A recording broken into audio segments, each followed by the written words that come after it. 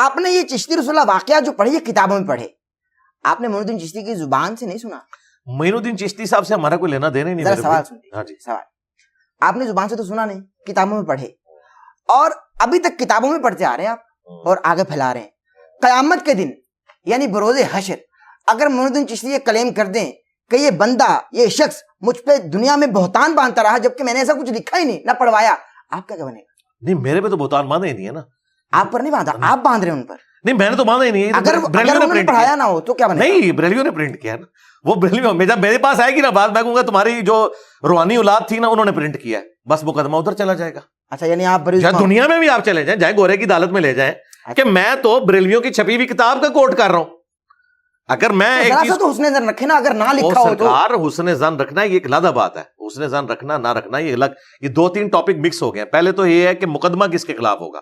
مقدمہ ہوگا پیر میر علی شاہ صاحب کے اوپر, مقدمہ ہوگا اشری تھانوی کے اوپر, مقدمہ ہوگا احمد بریلوی کے اوپر.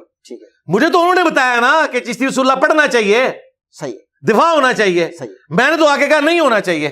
تو میں ایک درجے بہتر ہوں. مجھے تو معین الدین چشتی صاحب کہیں گے کہ بھئی بیٹا تو نے مجھے بچا لیا ہے, یہ کیا کہ یہ کلمات کفر ہیں, پھنسایا تو انہوں نے ہے.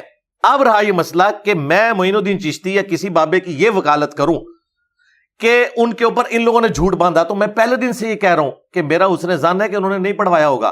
لیکن چونکہ اولاد تم ہو ان کی, تمہاری بات اتھارٹی مانی جائے گی. ٹھیک ہے, میری بات کون سنے گا, تم ان کے بزرگوں کے ماننے والے ہو نا. چونکہ تم کہہ رہے ہو تو ہم کہہ رہے ہیں ہاں اگر انہوں نے کہلوایا تو ٹھیک ہے, پھر وہ بھی گمراہی تھے. اور یہ بات کرنا کوئی گستاخی نہیں. مسلم شریف یہاں رکھی ہوئی ہے, اس کا مقدمہ کھولیں. مولا علی کی شہادت کے بعد حضرت ابن عباس نے مولا علی کے کچھ فتوے منگوائے. وہ پڑھتے جاتے تھے اور کہتے تھے اللہ کی قسم علی نے یہ نہیں فیصلہ لکھا ہوگا, اللہ کی قسم یہ علی کا فیصلہ نہیں ہو سکتا. فیصلے مولا علی کے ہی تھے. اور ابن عباس یعنی مولا علی کی شہادت کو ابھی چند سال بھی نہیں گزرے.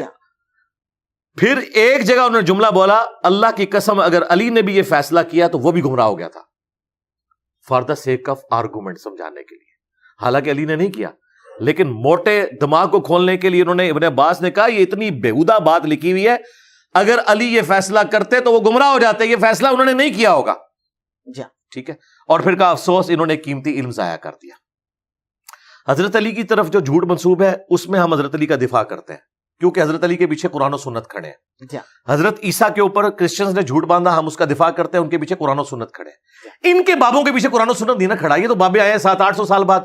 مجھے بتائیں 800 سے 800 سال بعد کوئی آپ جیسا شریف آدمی کہے کہ انجینئر صاحب, اس زمانے کے انجینئر کو ہو سکتا ہے غلام احمد قادیانی نے کلمہ ہی نہ پڑھایا ہو, لوگوں نے ان کی طرف غلط منسوب کر دیا, تو آپ اس نے ظن رکھ لیں. پھر میں کیا کروں گا؟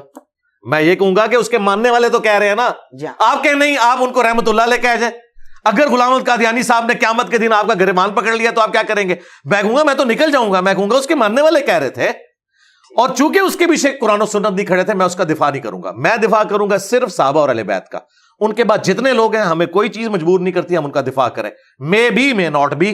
ٹھیک ہے, دونوں طرف. بالکل. ہاں اللہ کے فضل سے میں نے کبھی کسی بزرگ کو کافر نہیں کہا. آپ میری کوئی ویڈیو نکالیں جس میں نے معین الدین چشتی کو یا ان کے کسی بزرگ کو کافر کہا ہو, میں نے نہیں کبھی کہا. میں نے کہا ان کی عبارتیں کفریہ ہیں, یہ عقیدے کفریہ ہیں, ان کا معاملہ اللہ کے سپرد. یہ کہتے ہیں نہیں تم ان کا دفاع بھی کرو, بزرگوں کا بھی دفاع کرو. بھائی کیوں؟ میں نے تو کلمہ اس کا پڑھا جس کی قبر مدینے میں. ٹھیک ہے, بالکل صحیح.